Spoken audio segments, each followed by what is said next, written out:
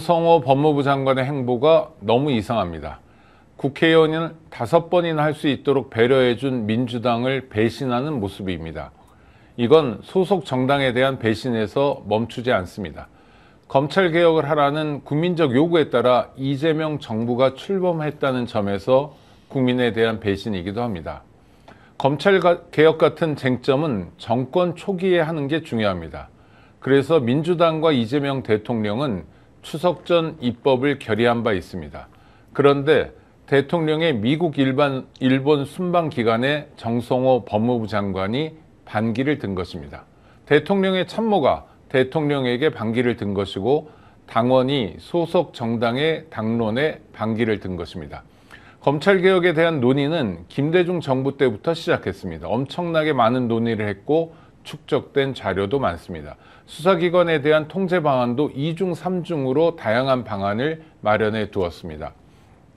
정성호 장관은 그런 내용을 모를 수도 있겠지만 장관이 그동안 몰랐다고 논의와 연구가 없었던 것은 아닙니다.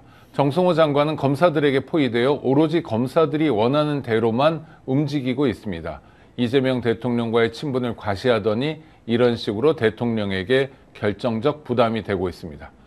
정성호 장관, 당장 물러나게 해야 합니다. 8월 28일입니다. 목요일 오후에 생방송으로 보내드리는 스픽스의 마키아벨리. 오늘도 최고의 전문가 박진영 평론가 모셨습니다. 어서 오십시오. 네, 안녕하세요. 네, 조금 불편하시겠습니다. 정성호 장관하고 친분도 있으시고 그런데. 친분뿐만이 아니라 뭐 갈등도 네네. 있었고요.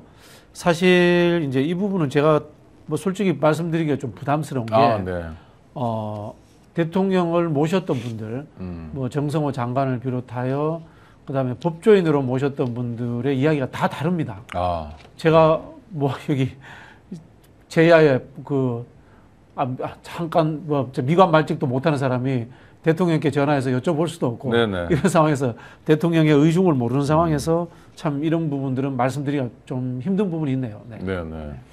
그래도 지금 일단 첫 번째는 검찰 개혁을 추석 전에 하겠다라고 당청, 네. 그러니까 정당하고 대통령이 뭐랄까 합의랄까, 뭐 하여튼 의기투합이랄까, 뭐 약속을 했잖아요. 네네. 그거는 검찰 개혁 같은 반발이 빤히 예상되는 현안에 대해서는 좀 정권 초기에 네네. 상대적으로 힘이 있을 때 밀어붙여야 된다 이런 얘기고, 그거는 뭐 다 공감대가 형성된 거 아닌가요? 그렇죠. 저희가 뭐 윤석열 독재 정권을 거쳤으니까 당연히 검찰 독재의 기반이 되는 검찰이 가지고 있는 무소불위의 권한들을 해체해야 된다. 그건 뭐 당연한 거죠. 군사 정권이 끝나면 하나의 해체했던 거하고 똑같은 일 아니겠습니까? 그런데 저는 의아한 게, 그러면 그동안 안이 다 당 안에서 공유가 됐잖아요. 네네. 일반 시민도 알고, 네. 뭐 수사와 기소 분리. 그래서 수사는 중대범죄수사청으로 검사들 중에 특수수사, 지금 검찰이 직접 하고 있는 직접수사 제한된 거, 뭐 부패 수사나 이런 거 보내고, 그 다음에 공소청이라는 걸 만들어가지고 거기선 기소하고 공소 유지만 한다. 네. 그 다음에 중대범죄수사청은 어디로 보내냐면 행안부로 보낸다. 네. 원래 논의 안 중엔 총리실 안도 있었는데, 네. 총리실에 둘 것까지는 없다. 총리실에는 국가 뭐 수사위원회나 이런 견제 장치를 감시와 견제기구만 둔다. 둔다. 이렇게 해가지고 정리된 게 되게 오래됐거든요. 네네. 근데 갑자기 이렇게 나오는 건 뭘까요? 지금 이제 뭐 나오는 이야기가 그거 아닙니까? 중대범죄수사청. 을 이제 그대로 법무부에 두는 게 어떻느냐라는 이야기를 하는 거 아닙니까? 그게 결국 기소청이 공소 유지를 하기 위해서는 수사기관들의 협조를 옆에서 그대로 이제 보고 들어야 된다. 그런 이야기인데. 근데 이게 기소수사 분리하는 게 아니잖아요. 같은 법무부 밑에 있게 되는 거지 않습니까? 지난주엔 제1검찰청, 제2검찰청이라는 네, 그래서 제가 이제 그게 뭐 제1검찰청, 제2검찰청이 뭐가 다르냐라는 비판의 이야기가 나오고 있는 상황인데요. 이게 이른바 합리적이고 훌륭한 조직으로 운영되었을 때는 좀 가능하다고 봅니다. 검찰이. 이른바 그거 아닙니까? 공소유지도 해야 되는 거고요. 그 다음에 검찰이 수사기관들의 이 잘못된 수사라든가 피의자의 인권을 보호하는 역할을 해야 된다라고 이야기하면은 그게 맞을 수 있다고 봐요. 원론적인 부분에서. 그런데 한국의 검찰이 안 그랬잖아요. 문제는. 한국의 검찰이 무슨 피의자 인권을 보호했습니까? 그 경찰보다도 더 피의자 인권을 짓밟았고요. 그리고 이 수사권과 기소권을 동시에 갖고 있으면서도 조작 수사라든가 이런 것들을 얼마든지 수없이 했던 조직들 아닙니까? 그러니까 해체해야 되는 거거든요. 저는 여기에 남아있는 근본적인 이 인식의 잘못이 존재한다고 보는 거예요.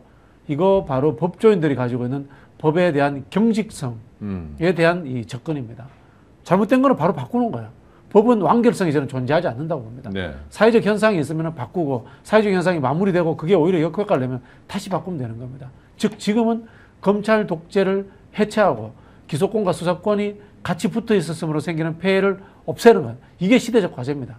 이걸 없애는 거고요. 그 다음에 인권의 문제라든가 이런 부분들이 대두된다면 거기에 또 해결할 수 있는 조직을 만들고 구조를 또 새롭게 또 만들면 됩니다. 그런 접근을 했으면 좋겠어요. 그러니까 제가 그 노무현 정권 때 검경 수사권 조정위원회 위원으로 활동하는 바가 있는데 그때 이 완강히 거부하는 검사들에게 또는 뭐 저 법조인들에게 제가 했던 얘기 중에 하나는 야 그러면 니네가 우리가 알만한 나라를 아무나 정해라. 미국, 영국, 프랑스, 독일, 일본 중에 그대로 하자. 그대로. 네네. 수사구조나 이런 거. 네네네.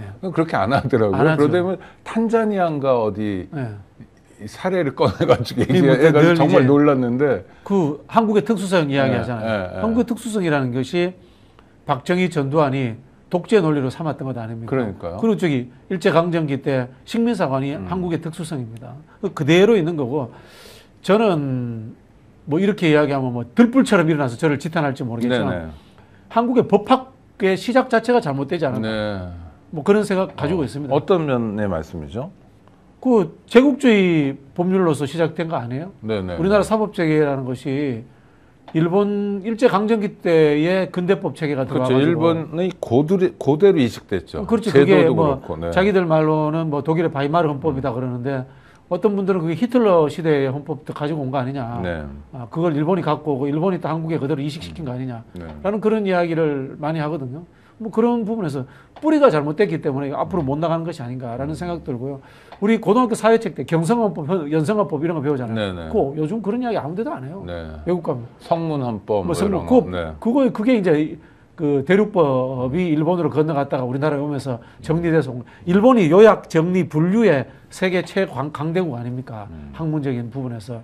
그게 이제 그대로 한국에 수입돼서 그런 논리를 피우는데 법은 그냥 민주주의를 집행하는 과정에서의 도구와 기능일 뿐이에요.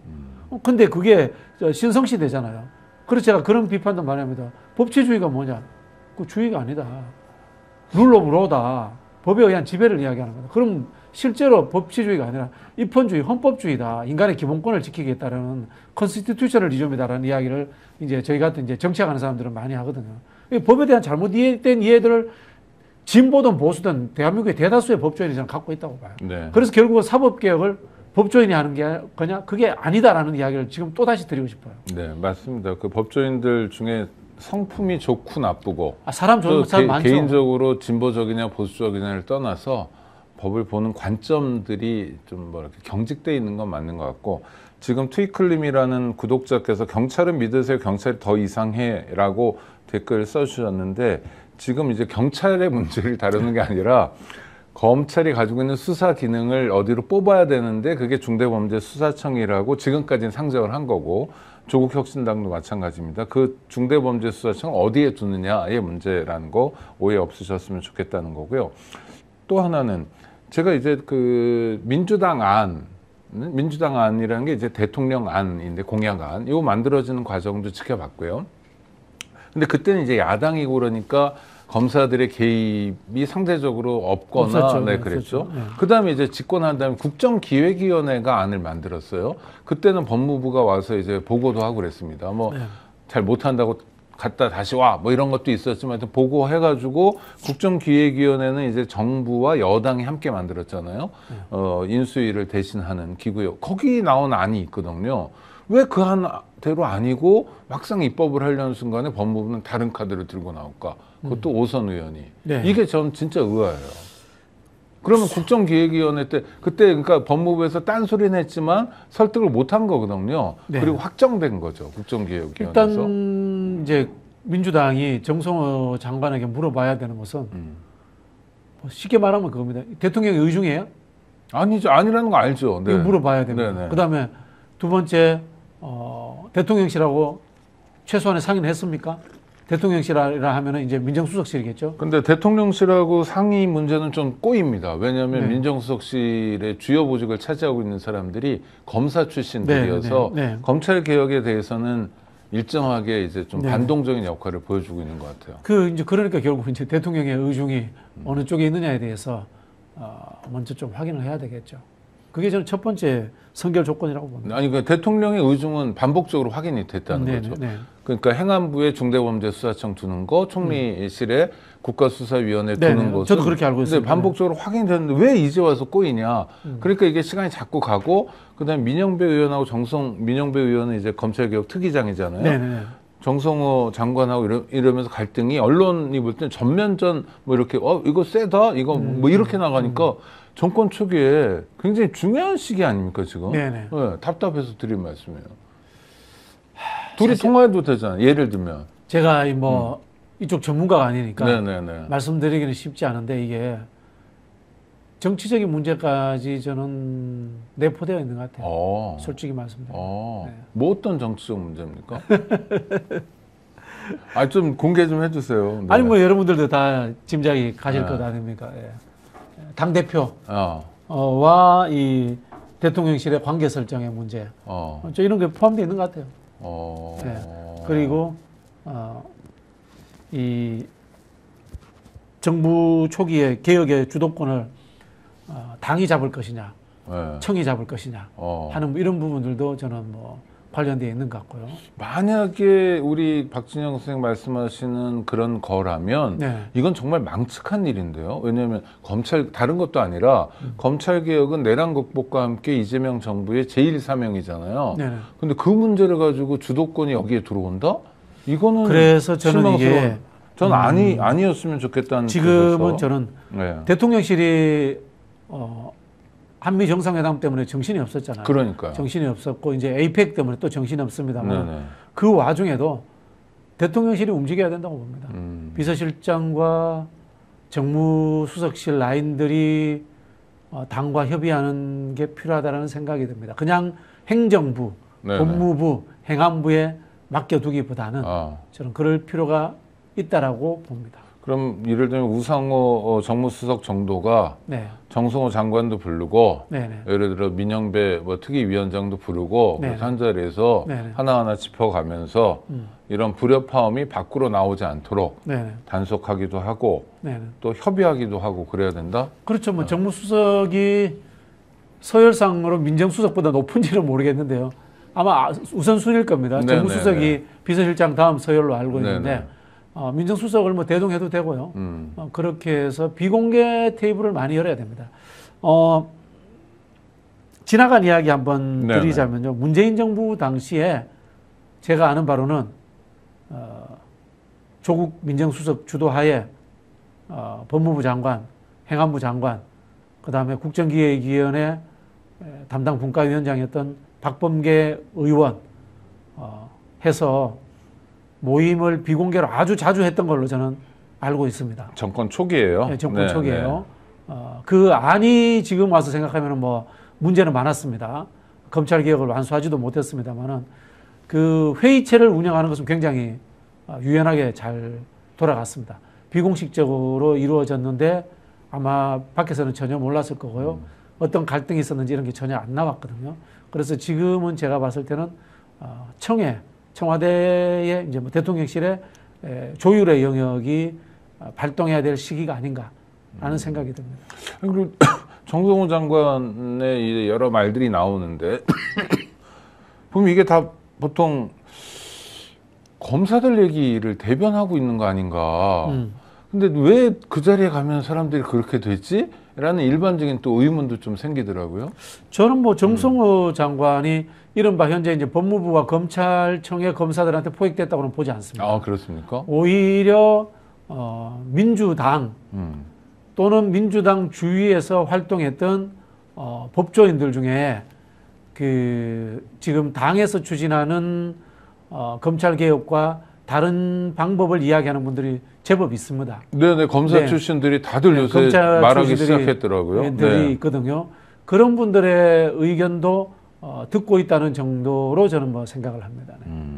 또 하나 의문. 그러면 이제 예를 들어서 이게 부처의 문제일 수 있잖아요. 중대범죄 부처의 문제일 수 있죠. 네, 수사청을 법무부에 두냐 행안부에 두냐가 부처의 네네. 문제라면 그러면 법무부에 두자는 정성호 장관의 목소리만 들리는 게 아니라 아니다 행안부에 둬야지 하는 윤호중 장관의 목소리도 들려야 되잖아요. 행안부 장관은 그런 이야기 안 하시죠. 그러니까 이건 뭐예요? 또 이게 그러니까 일반적 야, 문법 이야기하기 어렵네 진짜. 아 그렇습니까? 그냥 뭐 쉽게 말씀드릴게요. 네. 원래 그런 사람들이에요? 아니 쉽게 뭐예요? 말씀드릴게요. 네. 그 또 이제 수박이라고 댓글 엄청 다실 수 있는데 네, 네.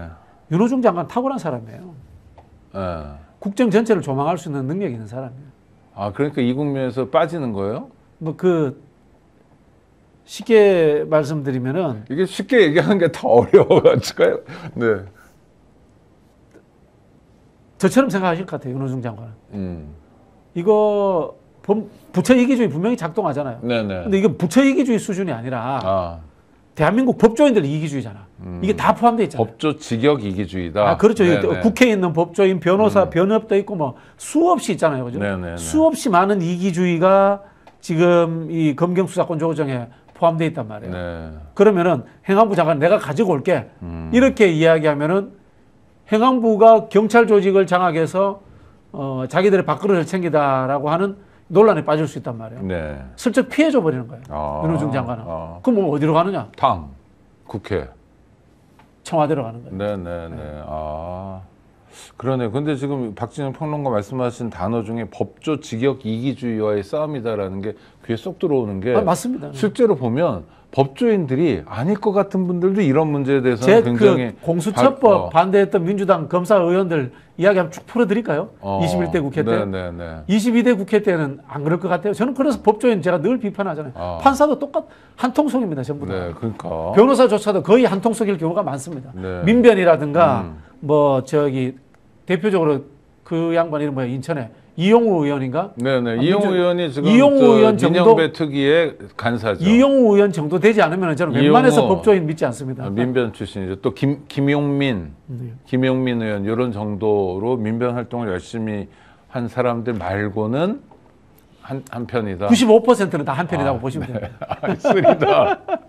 그러니까 이게 전선이 굉장히 복잡한 전선이에요. 그러니까 정성호 장관 어떤 면에서 법조인으로서 이쪽 편이기도 하고 기본적으로 정체성이 그렇죠. 그 다음에 여러 가지 또 전선이 복합적으로 움직이네요.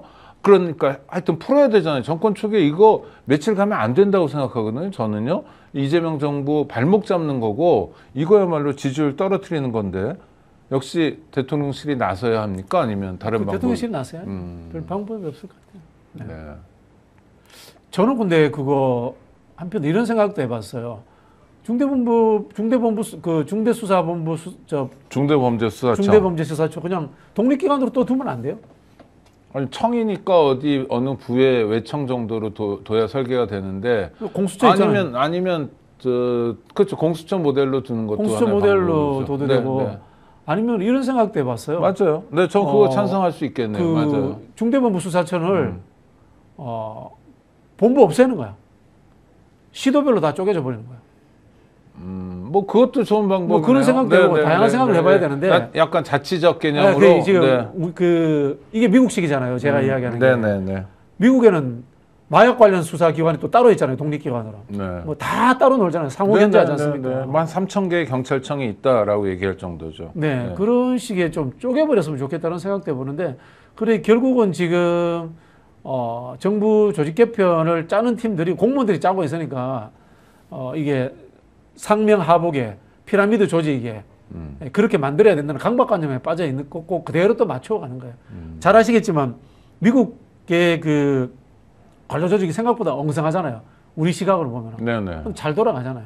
전 세계에서 관료 조직을 제일 잘 짜놓은 나라는 어딘지 아세요? 대한민국 네네. 위에 북한, 네. 북한 위에 중국. 네, 느낌이 오네요. 전체주의에 가까울수록 관료 조직이 타이트하게 잘 움직이는데 네. 약간 느슨하기도 해야 된다. 네. 네. 맞아요. 그 발상의 전환이 있을 필요 있네요. 그러니까 네. 꼭 뭐 행안부에 두냐, 법무부에 두냐 이거 말고 없애버리고 시도별로 둬버려요. 중앙본부 없애버리고. 없애는 것도 맞죠. 아니 그게 네. 중대범죄수사청 설립 자체를 안 한다. 이것도 괜찮아요. 안 하고 네. 저기 뭐야 시도별로 중대 네네네. 그 뭐야 경기 중대범죄수사처 네. 뭐저 이렇게 해도 안 되는 거 수사권 아니에요? 전체가 다 그냥 경찰이나 국수본 여기서 가져가라 해도 되고 뭐 네, 여러 가지 네, 방법 있죠. 짜기 나름인데 하여튼 지금 중요한 건 이렇게 뭐랄까 대통령 공약 사항에 대해서 어긋나는 소리가 나는 건 굉장히 유의해야 되고 주의 깊게 봐야 된다라는 거고. 저도 사실은 민주당 안에 불만 많아요. 네네. 네, 그 권력의 분산이라는 것이 횡으로의 분산과 종으로의 분산이 같이 있어야 되는데 이 사람들은 횡으로의 분산은 아는데 종으로의 분산은 모르더라고. 뭐 쉽게 말하면 이거 아닙니까? 대검 없어도 된다고 생각해요 저는. 대검 필요 없죠. 네, 대검 당연히. 그리고 저기 고검이 왜 필요합니까? 고검도 안 필요. 필요 없잖아요. 근데 정성호 장관이 이제 공수처 설립도 반대하고 그냥 검찰로 두자. 그건 문제 그렇게 이야기하시면 안 되죠. 이건 좀 센 거 아닌가요? 그렇죠. 뜬금없는 이야기죠 이제. 그러니까 저는 그런 의문이 생겨요. 왜 이러지 이 양반은? 왜 세게 이러지? 트럼프 전략인가? 트럼프요. 네. 오창익 저 사람 도대체 며칠째 장관 비판하면 대통령 흔들기. 제가 대통령 흔드는 거로 보이시나요? 와 세상에 그렇게 보이기도 하는군요. 장관 비판 한마디 더 하겠습니다. 서울구치소에 윤석열 영장 집행할 때 네네. 이게 안 됐잖아요. 그러니까 네. 이제 서울구치소장이 문제다, 누가 문제다, 뭐 CRPT라고 기동 순찰대가 문제다, 뭐 여러 가지 얘기를 하는데 제가 이제 법무부 교정본부장 했던 사람, 또 이게 공권력 집행과 관련해서는 경찰청장이 누구보다 경험이 많잖아요. 근데 둘 다 제복 조직인데 이런 얘기를 하더라고요. 그냥 장관이 명확히 지시하면 다 따른다는 거예요. 네네. 뭔가 거기에 빈 것 같다. 그거는 제가 이제 네. 법무부 쪽에 네. 좀 깊숙한 해명을 그래요? 들었는데요. 네네네. 두 가지 문제였던 것 같아요. 구치소장 문제와 그다음에 출동한 현장 지휘권을 특검이 갖고 있었다는 문제. 네. 이게 이제 충돌했다라고 이야기를 하더라고요. 법무부에서. 그건 어떤 얘기입니까? 그 구치소장이 적극적이지 않았다라는 부분들도 분명히 존재하고 있고요. 그다음에 현장 지휘했던 특검이 중단해 버렸대요. 그것은 이제 그렇게 이야기하죠. 두 번 다요? 예. 그래서 경찰 같은 경우에는 이제 직원들은 좀 그런 경우가 있대요. 그러니까 상대가 전직 대통령이고 쫄 수 있지. 법조이니까 쫄고 그다음에 소송을 막 제기하고 네. 이럴 때 이제 힘들 수 있으니까 경찰청은 네. 문재인 정부 때 그랬다는 거예요. 직원들용으로 보험을 만들었대요. 그래서 소송해가지고 만약에 지게 되면 민사 같은 거 네. 형사처벌 받을 가능성 없잖아요. 네네. 공권력 집행이니까 그렇게 만약에 그럴 가능성은 없지만 만약에 지면 그런 게 부담일 수 있으니까 아예 보험 상품으로 네. 이런 것도 하나의 방법 아닌가. 직원들을 그러니까 장관이 책임지겠다 해라 했으면 됐지 않았나 싶은데 근데 이제 이런 부분들도 저는 특검이 좀 잠깐 만나야 된다고 봐요. 왜요? 특검에서 예. 저는 이거는 일단 뭐 정성호 장관을 탓하기 전에 특검의 실패라고 봐요. 지금도 윤석열이 그 그렇죠. 당시에 영장을 장관한테 발부해 준 게 아니고 특검에게 발부해 발부해 줬고 네. 장관 입장은 협조니까. 네. 장관은 그 구치소 측에다가 교정본부에다가 협조하라고 충분히 이야기를 했다라고 하더라고요. 네. 사전에. 근데 지금 이제 윤석열 난동 부린 걸 가지고 국회에 와서 뭐 영상 틀 것인가 말 것인가 논란을 빚고 있잖아요. 그게 본질이 아니에요. 윤석열은 구현에 못 잡아왔잖아. 그렇죠. 그리고 그 과정에서 구치소 측이라든가 직원들이 법 집행을 제대로 못했잖아요.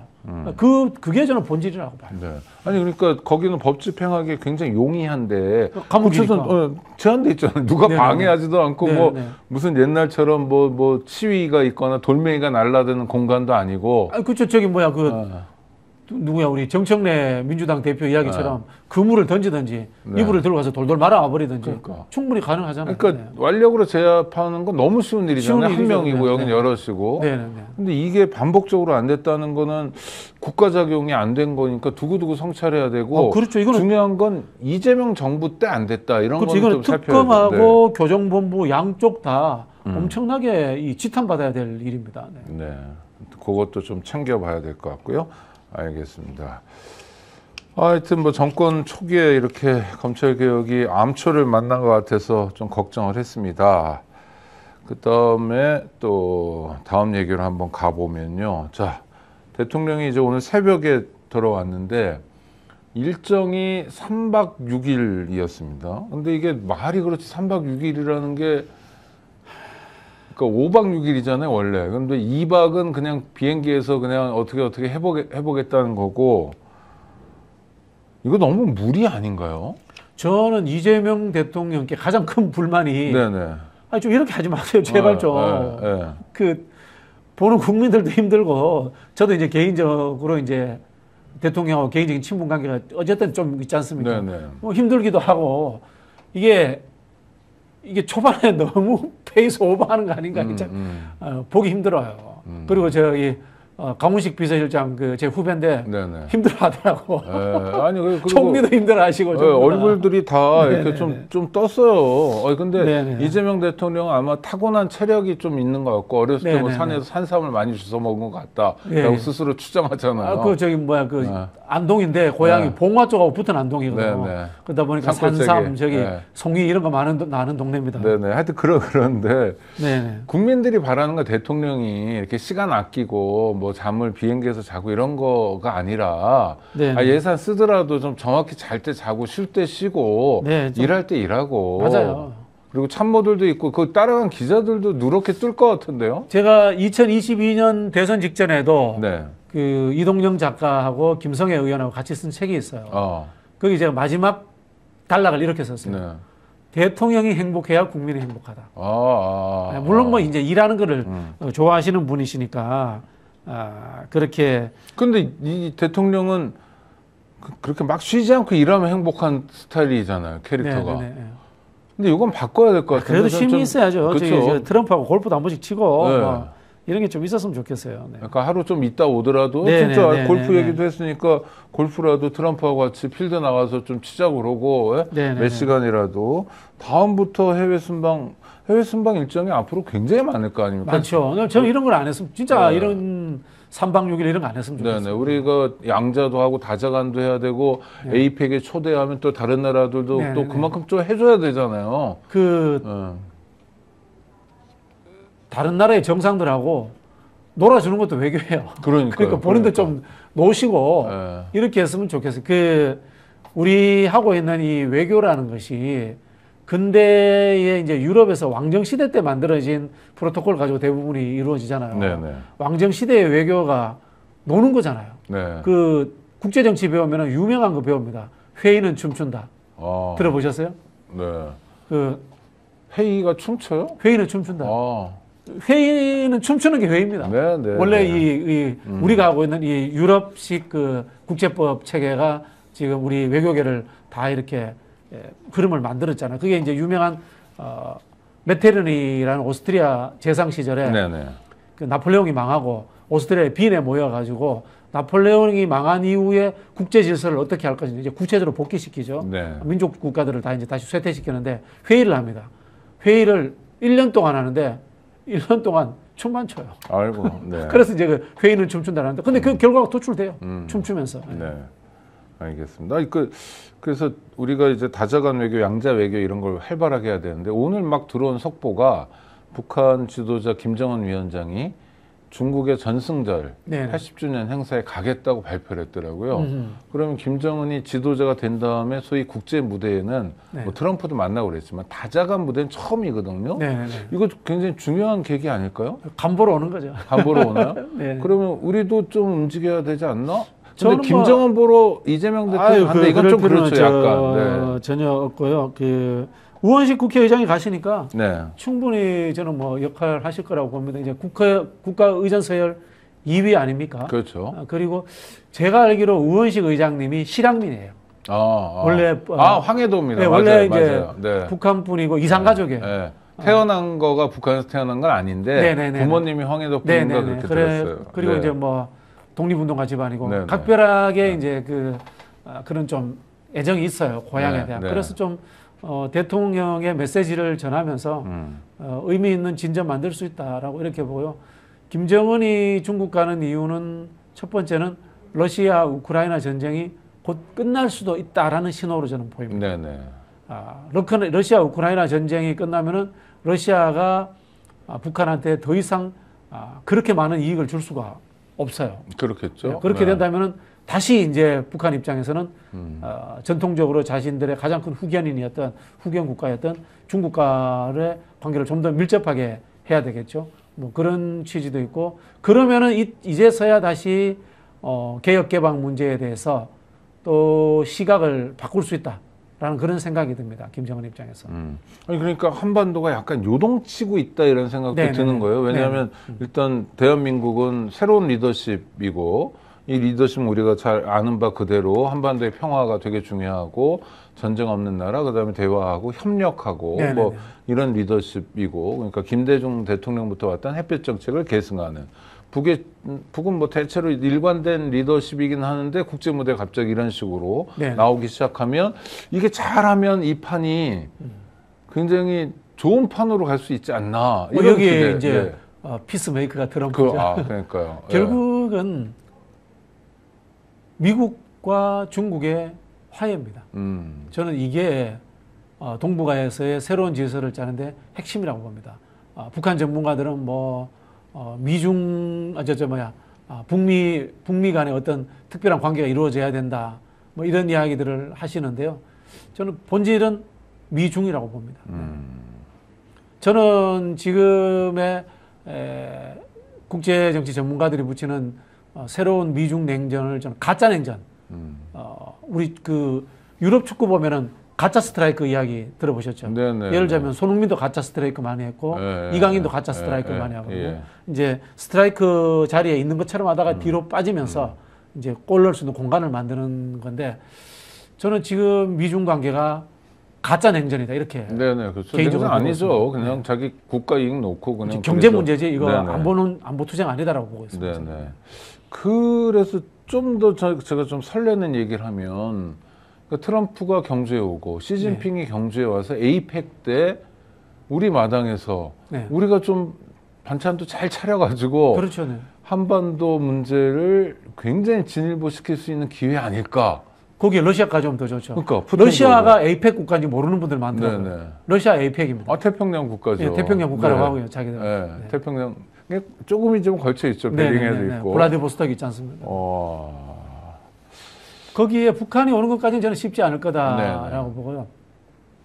저는 가을에 열리는 에이펙을 한국과 일본이 같이 준비한다는 생각으로 했으면 좋겠어요. 그건 어떤 의미입니까?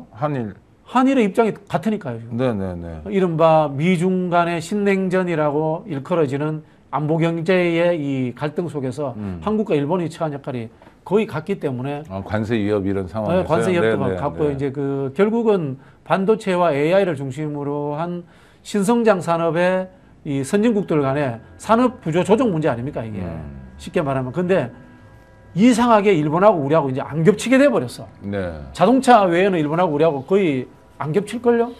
그렇죠. 뭐 일본이 반도체를 많이 하는 것도 아니고. 네, 반도체를 다시 들어온다고 하지만 우리를 따라잡을 수 있는 네. 실력이 되는 것도 아니고 그런 상황에서 일본하고 협력 관계를 할 수 있는 가장 좋은 기회고 미중 간의 갈등이 해소돼야지 한국하고 일본이 다시 경기가 좋아지거든요. 근데 경주 얘기 들으니까 경주가 지금 다 공사판이라고 그러더라고요. 네. 행사 얼마 안 남았는데 윤석열 정권에서 엉망진창을 한 거예요. 내란 그렇죠. 때 막 공사도 멈추고 경북도지사는 뭐 윤석열 카카 타령이나 하고 이러면서 좀 답답합니다. 그냥 불안하기도 하고 이 좋은 기회를 이렇게 못 살리고 이렇게 엉망으로. 네. 경주가 대구, 울산, 부산에서 다 1시간 내 거리입니다. 네.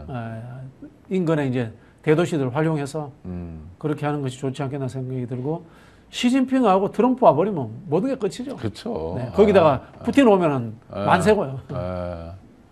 그거를 우리 이재명 대통령이 거느리는 건 아니지만 이렇게 좌우해서 그렇죠. 하면서 이렇게도 하고 저렇게도 하고. 네네네. 근데 어차피 그 호스트가 제일 중요하잖아요. 그렇죠. 사실 지들끼리 또 만나겠지만 뭐 만찬이니 뭐 다 있으니까. 네. 그럴 때 역할을 해가지고 정말 대한민국이 어떤 나라인지 보여주고 또 성큼 나갔으면 좋겠고요. 지금 네. 제가 트럼프가 중국에 하는 걸 보니까 국합 배드캅 전략 쓰는 것 같아요. 네. 참모들은 배드캅하고 자기는 국합하면서 중국 문제를 해결할 생각이 있는 것 같아요. 왜냐하면 중국 문제를 길게 끌고 가면은 미국의 중산층이 폭망하거든요. 네. 간단한 거 아닙니까? 중국 제품 없으면은 물가가 어떻게 전 세계가 감당해요? 못 살아요. 네. 물가 어떻게 감당해요? 못 살아요. 인도가 아직 그만큼 안 되잖아요. 네, 그렇죠. 똑같은 제품도 중국에서는 3,000원, 네. 한국에서 똑같은 조건에서 만들려면 6,000원, 네, 네, 네. 7,000원. 네. 이건 어김없는 사실이죠. 네. 어떻게 할 수가 없는. 네. 하여튼 미국 방문 얘기 조금만 더 해보겠습니다. 저는 그날 밤에 갑자기 속보가 뜨더니 트럼프가 SNS 있잖아요. 아, 그거. 그래가지고 그날 밤을 못 잤어요, 정말로. 네네네. 이거 너무 불안하고, 네네. 이 사람은 정말 이런 게 가능한 사람이죠. 앞에서 왼박 주고 딴소리하고 뭐 미친 듯 이렇게. 아니, 우리 이재명 대통령이 가서 국민들도 사실 마음으로 같이 가는 건데 네. 그런 모욕을 당하면 어떡하나 막 네. 불안하더라고요. 그렇죠. 네. 근데 막상 뚜껑을 열어보니까 전혀 다른 판이고 막 가짜 뉴스라고 그러고. 네. 쉽게 말하면 트럼프는 상인이잖아요. 아, 상인. 네. 그 귀족이 아니지 않습니까? 그런 부분인 거고, 우리 그 쓰레기 언론이라고 표현하겠습니다. 네네. 대통령이 뭐 의전 접대 못 받았다 그런 이야기 하잖아요. 네네. 왜 저기 비행기에서 내릴 때 나와 있는 사람들이 그 수준이느냐 이런 이야기 하는데 트럼프 시대는 그게 아무 의미 없어요. 아니, 사실도 아니고. 실무 방문 때는 다 그런 거 아닙니까? 네, 그렇죠. 원래? 신물 네. 방문 때는 그렇고 국빈 방문하고 또 다르기도 하고 그리고 네. 트럼프 시대에는 트럼프 자체가 그런 거에 개연치 않는 사람이기 때문에 아무 의미가 없고요. 그럴 거면 트럼프를 욕을 해야 돼요. 우리 국민들이 이재명 대통령 왜 대접 못 받았어요? 이거는 진짜 말도 안 되는 소리고 트럼프를 그렇죠. 욕을 해야죠. 우리 대통령한테 왜 이거밖에 대접을 못해 안 해? 라고 트럼프를 라고 비판해야죠. 해야죠. 맞아요. 트럼프를 네. 비판해야죠. 뭐 그런 부분인 거고 저는 그 트럼프가 알면서 협상의 지렛대로 삼으려고 일부러 그렇게 했다고 봐요. 좀 나쁘네요. 나 그런 사람이죠. 예의도 없고 네. 그런 사람 아닙니까? 원래? 근데 예의도 없고 그런 사람인데 이재명 대통령이 상당히 예의 있게 하고 또 네네. 하나는 굉장히 오랫동안 만난 사이인 것처럼 동고동락을 오랫동안 했던 관계인 것처럼 뭐 이렇게 대해요.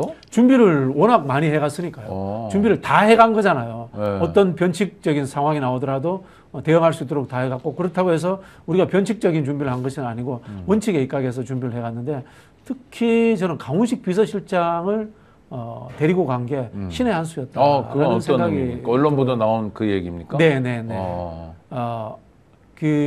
이게 서열상 문제인데요. 네네. 우리나라는 비서실장이 장관급 이상이죠, 실제로. 장관급이지만. 장관급이지만 그 빅3 아닙니까, 이런 거? 그렇죠, 그렇죠. 힘의 크기로는 그 힘의 뭐 비서실장, 국정원장, 총리 네. 이 세 사람이 빅3라고 이야기를 하는데 미국은 비서실장이 그 정도 급이 안 돼요. 네.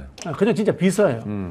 근데 이번에 들어와 있는 수지 왈즈라는 분이 공화당 주류라고 하더라고요. 네. 트럼프처럼 이단아 출신이 아니고 공화당 주류에서 오랫동안 일을 했기 때문에 검증되고 그다음에 정리하는 능력이 탁월하다라고 하더라고요. 그 사람의 파트너로 아주 젊고 잘생긴 우리 강훈식 실장을 젊고 잘생긴. 네. 강훈식 실장이 가서 그 오해들을 설명해서 풀어주고 비서실장이 수지 와일드가 트럼프에게 이야기했겠죠.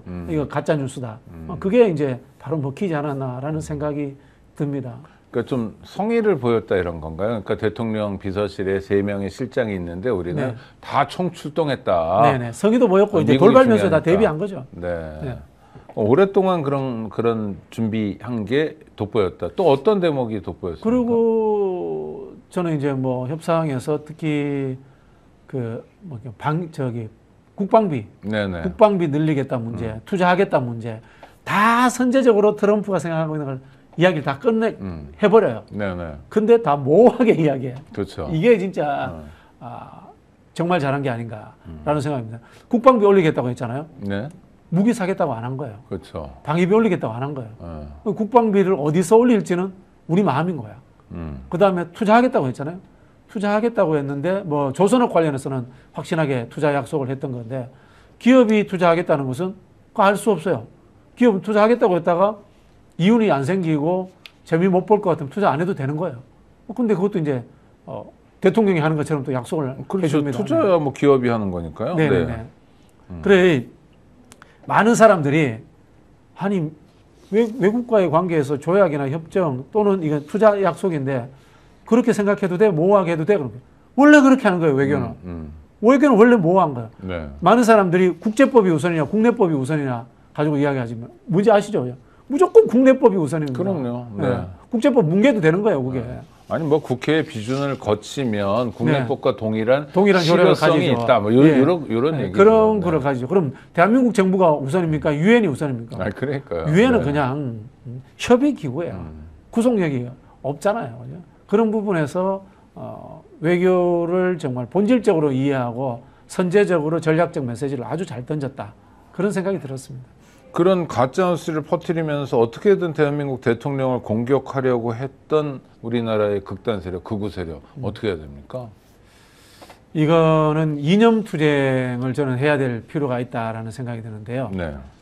특히 이번에 제가 국민의힘 계열 쪽에 보면서 99명이 정신없는 발언을 했는데 한 명이 통합진보당 비슷한 발언을 해주더라고요. 송원석 원내대표. 네.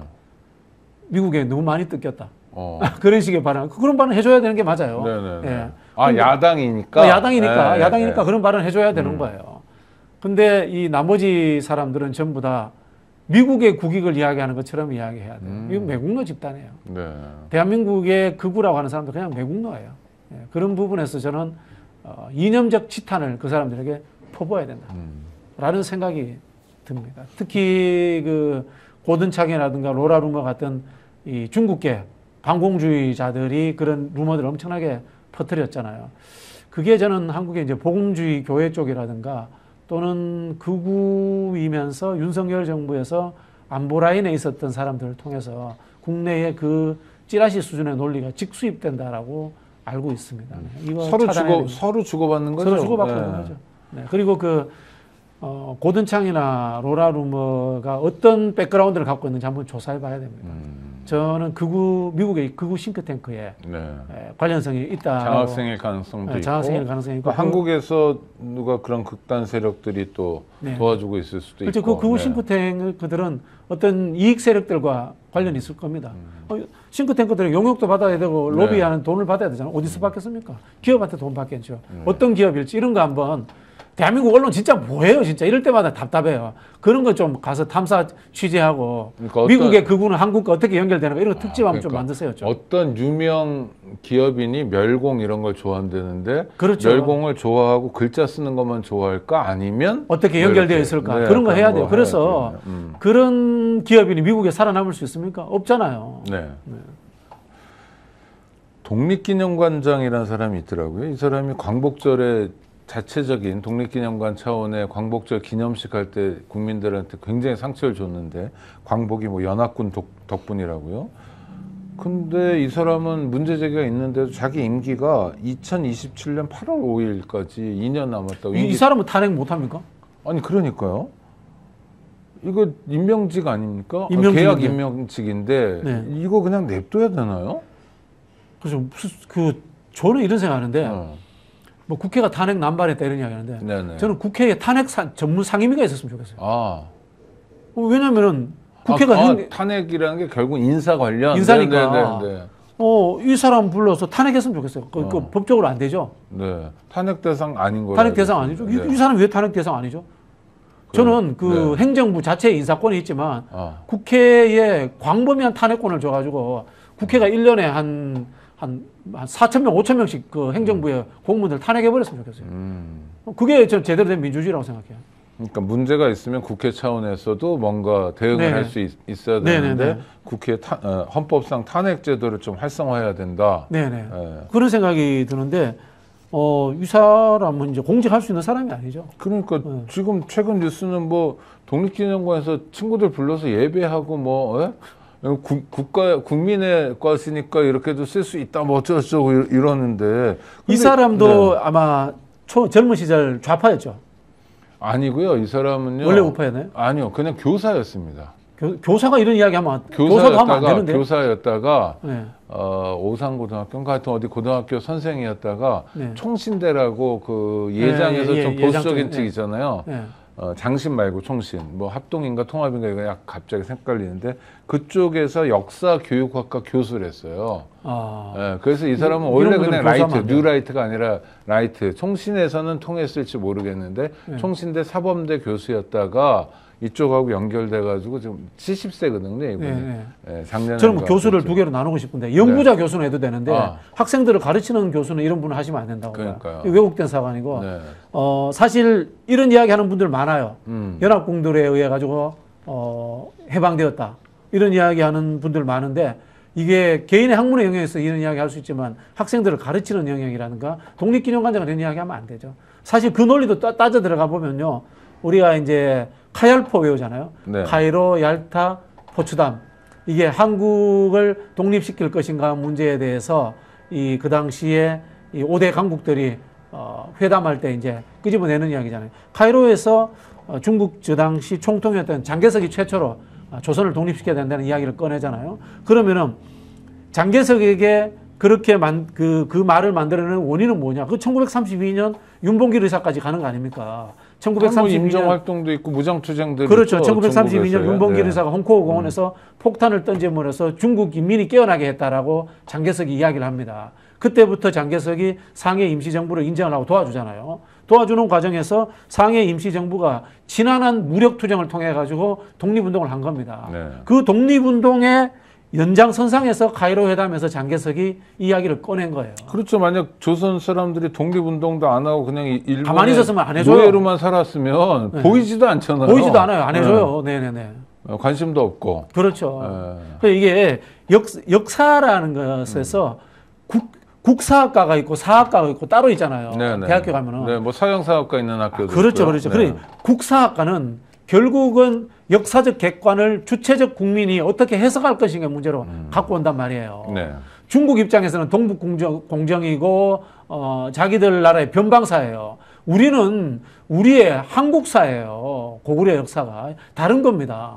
이렇게 받아들여야 되는 거거든요. 이 사람은 다른데 어디 가서 연구하든지 그건 지 마음대로 하시는데 대한민국 정부가 운영하는 독립기념관장은 하면 안 되는 사람인 거예요. 이 사람은. 국민의 세금이 그 사람의 주머니에 꽂히는 일은 없어야 되는 거죠. 그렇죠. 뭐 외국 가서 용역 받든지 네. 일본 용역 받든지 뭐 중국 용역 받든지 미국 용역 받든지 그건 알아서 하시고 국민의 세금으로서는 이 자리에 앉아 있으면 안 되는 사람인 거예요. 근데 국가보훈부 장관이 경고서안 보낸 게 전부라는데 좀 더 강도 높은 대응을 해야 될 것 같습니다. 그러게요. 해임 못 시키나요? 아니 뭐 시킬 수 있죠. 뭐 네. 직위해제 시키고 그럴 직위해제 수 있죠. 시켜야 돼요, 이 사람은. 그래가지고 당장 일은 못하도록 네. 하고 그래야 될 것 같고요. 국힘 얘기 남은 시간에 좀 해보겠습니다.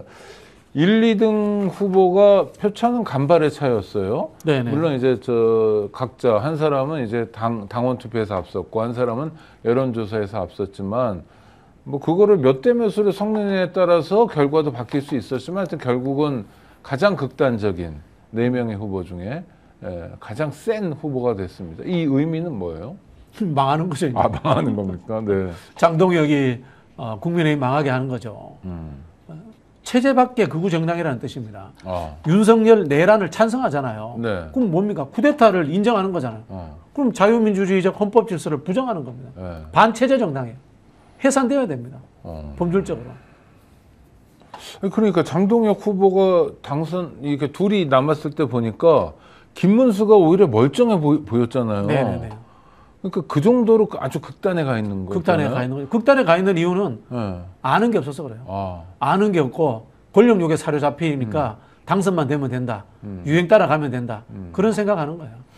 근데 실제 히틀러예요, 히틀러. 그러니까요. 장틀러라는 별명도 이미 생겼던데 당대표가 돼가지고 윤석열의 면회를 간단 말입니다. 또 뭐 하여튼 그러면은 마이너스 아닌가요? 그 당으로서는? 뭐 장틀러 입장에서는 좋은 거죠. 왜 좋은 거죠? 극우들의 가장 열렬한 지지를 받는 이게 되는 거잖아요, 이제. 이게 되는 거니까 이제 소수파의 강력한 지지를 가지고 있으면 언제든지 당권을 먹을 수 있다라는 생각을 가지게 되는 거죠. 국민의힘 내에서는 이제 장틀을 이길 사람이 없는 거죠. 차기 대권 주자가 되는 거죠. 끔찍하네요. 그러면 이게 파시즘의 시작입니다. 우리 이제 파시즘을 우리는 히틀러만 압니다만은 사실 원조는 무솔리니잖아요. 네네. 무솔리니는 제가 알기로 굉장한 인텔리로 알고 있습니다. 젊은 시절에 사회주의 운동도 조금 했던 네네네. 사람이고 그렇게 알고 있고 히틀러는 그냥 무지한 사람이에요. 히틀러는 원래 화가지망생이잖아요. 화가지망생이고 1차 대전에 군인으로 참전했다가 부상당해요. 그리고 이제 집안의 반대 때문에 화가도 못 되고 그냥 뭐라고 합니까? 쉽게 말하면 논팽이에요, 논팽이. 네, 그러다 미넨 폭동에 연루되고. 그래 돼가지고 이제 히틀러가 이겁니다. 본행사 하기 전에 바람잡이 하던 사람이에요. 제가 말재간이 있었던 거예요. 네네. 말재간과 선동력이 있었는데 그러다가 이제 미넨 폭동 때 주역들이 다 감옥 가잖아요. 히틀러도 갔는데 짧게 나오지 않습니까? 네. 짧게 나오면서 갑자기 이거 지도자가 된 거 아닙니까? 그렇죠. 자기 이력이 부풀려지니까. 그렇죠. 부풀려지고 네. 이력이 된 거 아닙니까? 비슷해요, 지금. 장동혁도 지금, 친윤들, 윤석열 내란으로 진짜 친윤들은 다 이 감옥에 가거나 멸문지화를 당해야 되는 상황에 자기 혼자 옆에서 눈치 보고 남아있다가 대장된 거예요. 그 원래 저 한동훈 열심히 쫓아다녔잖아요. 그 최강욱 의원 말에 의하면 과거에 민주당 쪽에 기웃거렸다는 이야기도 있어요. 보수, 진보 이런 거 그냥 모르는 사람이에요. 출세욕에 사로잡힌 사람이 아무 상관없군요. 그럼. 지금 국민의힘이 다 그런 유의 사람들이라고 봐요, 저는. 그런 관료들이잖아요. 또 하나. 대통령에 취임한 지 100일도 안 됐는데 대통령을 퇴진시켜버리겠다고. 그거는 예상했어요. 아, 그랬습니까? 네. 김문수가 돼도 그랬을 거고, 그 다음에 장동영이 돼도 그랬을 거라고 보는데. 그거는 이재명 대통령의 말상되는 나다 이런 그렇죠. 겁니까? 그걸 내비치는 거고, 선호의 강도라고 이야기합니다. 정치에서. 정당을 운영하는 방법, 그 다음에 과두제의 철칙, 뭐 이런 유명한 그 언명이 있거든요. 이게 뭐냐면 소수파가 당을 장악하는 방법이에요. 강하게 해가지고 타인에게 두려움을 주고 또는 엄청난 카타르시스를 줘가지고 끌고 가는 거예요. 강한 그 소수파가. 이게 유명한 전략 중에 하나가 볼셰비키, 맨셰비키 이야기하시죠. 네네네. 러시아 혁명 때 볼셰비키는 다수파, 맨셰비키는 소수파라는 거꾸로. 뜻인데, 근데 거짓말인 거 아시죠? 네네. 그 레닌이 한 거짓말이에요. 레닌이 소수파야. 강경 소수파인데 우리가 다수파라고 볼셰비키라고 거짓말을 합니다. 거짓말을 하면서 노동자, 농민, 소비에트를 만들어가지고 무장을 해버려요. 맨셰비키는 무장되어 있잖아. 그럼 누가 이깁니까? 무장한 소수파가 강력함을 가지고 이길 수 있는 거예요. 그렇게 하는 전략을 똑같이 쓰고 있는 거예요. 우리가 알고 있는 권력 찬탈의 중요한, 그 다음에 또 선전선동에 재미나는 이 전략 전술들이 대부분이 극좌 아니면 극우에서 나온 겁니다. 네네네. 근데 이 사람은, 아이고. 하여튼 이렇게 막 가요. 그래, 막 가는 건 알겠어요, 이제. 네. 그러니까 막 가서 됐어요. 당대표도 됐으니까 폼 나잖아요. 카메라가 늘 자기 앞에 있고, 우쭐하기도 하고, 뭐 좋은데. 근데 그 당의 미래는 어두운 거 아닙니까? 그 당의 미래는 일단은 생각 안 하죠. 아. 총선도 멀고 대통령 선거도 멀기 때문에 네. 생각 안 하는 거죠. 아, 그럼 한 지금- 2년 동안 이렇게 극우들 데리고 자기의 근거지를 튼튼하게 한 다음에 총선이나 대선 가면 그때 가면 유연한 전략 쓰면 되지 않아? 아. 이렇게 생각하는 거죠. 아. 바보는 아니거든요, 저 사람은. 잔꾀만 있는 사람이거든요. 이념, 철학, 노선은 없고. 그러면 예를 들어 내년 지방선거 이런 건 네. 어떻게 치러? 포기하죠. 포기합니까? 네, 아, 대구 경북만 먹으면 된다? 네, 네, 네. 막가는 야당에 대한 여당이나 저 대통령실의 대응은 어떻게 가야 됩니까? 해산 방법을 찾아야 된다고 봅니다. 첫 번째는 이념 투쟁을 통해서 국민들 속에서 더욱 고립시켜야 되고요. 네네. 예, 두 번째는 법률 제도적 측면에 대한 고려까지 드는 필요하다 이런 생각이 드는데요. 뭐 우리 사회자께서도 그 세대니까 이 정도 정당이면 저거 과거 국가보안법에 적용되지 않습니까? 국가보안법 과거가 아니라 국가보안법 지금 살아 있으니까. 네. 네네네. 국가보안법인데, 체제 부정하잖아요. 네. 네. 그러니까 국가보안법 사람 구성원만 처벌하는 거니까. 네. 네네.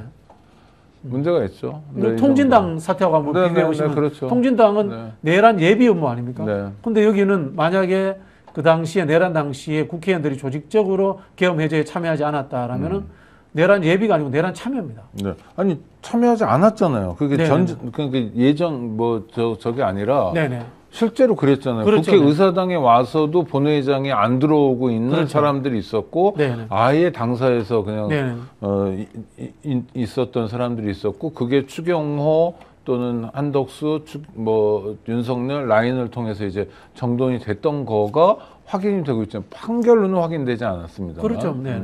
그래서 그런 사법적 판결을 통해서 당 해체 한번 가능성 저는 있다고 봐요. 그리고 또 명태균 게이트 때의 선거 조작 의혹이라든가. 그러면 당을 해산시키면 소속 국회의원들은 다 날아가는데 개인이 되죠. 네. 비례대표는 없어지고. 아니 지역구도 지역구는 안 날아갑니다. 그렇습니까? 비례대표는 날아갑니다. 아, 네. 완전히 없어지는 건 아니고요. 네. 무소속 의원들 수십 명이 무소속 또 의원이 되는 남겠군요. 거죠. 네, 아, 네. 조국 전 장관 이제 8.15에 출소하고 지금 뭐 종횡무진입니다. 정치인 조국으로서의 면모를 보여주는 것 같은데 또 많은 사람들은 좀 차분하게 지내야 되는 거 아니야? 이런 얘기도 하는데 어떻게 보셔요? 자, 대통령의 선의에 의해서 사면된 거잖아요. 대통령은 선의 때문에 손해봤죠. 손해보고 네. 있고. 그러면 대통령이 손해 안 보도록 해주는 것이 인지상정 아니겠습니까? 그런 부분이 있고요. 전략적인 부분에서 조국 장관 사면은 반반이었습니다. 그죠? 그렇다면은 나머지 반의 눈치도 좀 봐야 되는 것이 아니냐. 아, 여론조사할 때 네. 반대가 많았죠. 네, 그런 부분들이 있고요. 세 번째는 이게 과연 본인에게 도움이 될까라는 부분도 한번 판단을 해보셔야 될 것 같아요. 왜냐하면요, 두 번째 항목에서는 조국 장관의 사면을 반대했던 사람들이 돌아올 가능성은 없습니다만은 마지막으로 가보면요, 최근에 조국 장관 사면 이후의 활동에 대해서 비판적인 여론이 60%가 넘어요. 네. 62% 가까이 나왔거든요. 그러면 사면에 찬성했던 분들도 조국 장관의 지금의 행보에 대해서 불편한 시선으로 보는 분들이 있고, 이게 우리 민주 진보 진영 사람들이에요. 그러면은 조국 장관의 앞으로 정치적 행보에 지금의 활동 방식이 도움이 될까요? 한번 전략적 판단을 할 필요가 있다라고 봅니다.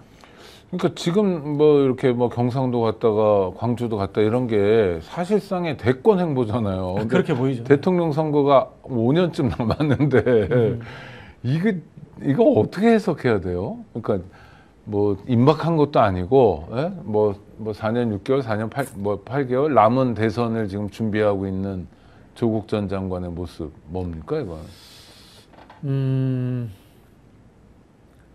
참 속에 있는 이야기를 좀 드리자면요. 네. 정치 공부를 좀 더 하셔야 되지 않나 이런 생각이 듭니다. 정치 공부가 안 된 사람의 행태다. 네, 그런 느낌이 듭니다. 어떤 의미인가요? 정치라는 용어 속에는 전략 전술이 같이 포함되어 있습니다. 네. 권력 획득을 해야지만이 공공선을 추구하는 자기의 뜻을 펼칠 수 있기 때문에 당연히 전략 전술이 포함되어 있거든요. 저는 조국 대표가 주장하는 사회권 정당, 사회권을 앞세운 정치 세력에 의미 있다고 말씀드리고 싶습니다. 뭐 그런 말은. 네. 네. 그러나 그것을 만들어내기 위해서는 다수파가 되어야 되고요. 또 다수파가 되는 과정은 권력을 잡는 과정이기도 합니다. 그런 전략 전술에도 눈을 뜨셔라 라는 말씀을 드리고 싶고요. 이야기 드리고 싶어요. 이제 그런 책 굴러다니는지 모르겠다. 이거 이야기한다고 또 뭐 좌빨이라는 이야기는 안 하셔도 될 것 같은데, 무엇을 할 것인가? 네네. 블라디미르 레닌이 썼던 What is to be done 한번 읽어보시면 어떨까? 어렸을 때 읽었겠지만 다시 읽으면 네, 또 책은 다른 책이 됩니다. 20살에 읽는 거랑 네. 환갑에 읽는 거랑 네, 다르죠. 그 좌파 때 읽는 거랑 네. 지금 중도 우파가 돼서 읽는 거랑 차이가 있을 수 있으니까. 네. 조국 전 장관이 대통령이 될 가능성이 있습니까? 지금 행보로 봐서는 쉽지 않을 것 같은데요. 행보가 대통령 자리에서 점점 더 멀어져 간다 이런 네, 거죠. 네. 많은 분들이 정성호 장관 관련해서 의견을 주시는데요. 그 내란 때 굉장히 큰 역할을 한 분 중에 서보학 교수님 있잖아요. 학위완송했을 때 정말 중심을 딱 잡아주고 정말 그때 조이대의 반란인가요? 이분이 그런 얘기를 해요. 정성호 장관이 이재명 대통령의 5년 후 무덤을 파고 있다. 막 이렇게 안쓰러워. 저보고 그런 얘기를 꼭 좀 어디 가면 해달라고 그래서. 그러니까 그런 안쓰러운 마음들, 안쓰러운 걱정들을 좀 기억하고 아까 말씀하신 대로 청와대 대통령실을 통한 해법을 통해서 서보학 교수님 이야기 하시니까 사법부 절대 잊어버리면 안 돼요. 저는 장동혁의 전 안동, 그 다음에 김문수가 이재명 끌어내린다. 이 이야기에는 이재명 대통령 됐는데 왜 재판 안 해? 이게 숨어 있다고 봅니다. 그래서 사법부 절대 우리가 시야에서 벗어나게 두면 안 된다. 사법개혁의 과제도 놓치면 맞습니다. 안 된다. 맞습니다. 그래서 서보학 교수님 같이 한번 만나 뵙죠. 한번 제가 식사도 한번 모시고. 뭐 방송에서 모셔야 되겠네요. 예, 그러시죠. 같이 한번 방송도 한번 해보시고. 네네, 좋습니다. 알겠습니다. 아이고, 구독자 여러분들 감사합니다. 스픽스 열심히 노력하고 있습니다. 쟁점이 되는 문제도 다루는 까닭은 그래야 그 쟁점을 풀어갈 수 있습니다. 지금은 어떤 지도자들 한두 사람이 그냥 그 사람들의 선의를 가지고 그 사람들의 역량을 가지고 모든 문제를 결정하는 게 아니라 이렇게 국민 주권 정보 시기에 맞게 여러 사람들이 의견을 내고 집합적으로 답들을 찾아갔으면 좋겠습니다. 가끔 마음에 안 드실 수도 있는데요. 열심히 노력하니까 구독, 좋아요로 늘 성원해 주시기 바랍니다. 좋은 소식 2가지 알려드립니다. 홍삼 가격에 산삼을 드립니다. 전설의 고려 산삼에 맥을 잇는 지리산 산양 산삼 추출액 순 100%죠. 산삼 순백을 알려드립니다. 옛 어르신들은 이렇게 무더운 여름에 기력 보충을 위해서 산삼 한 뿌리씩 챙겨 드셨답니다. 그 산삼을 간편하게 조그만 한 병에 담았습니다. 무더위가 기승을 부리는 8월에도 에너지 보충은 산삼 순백이 좋습니다. 산삼 순백 한 박스에는 7년근 산양산삼 30뿌리 분량의 사포닌이 꽉 들어 있습니다.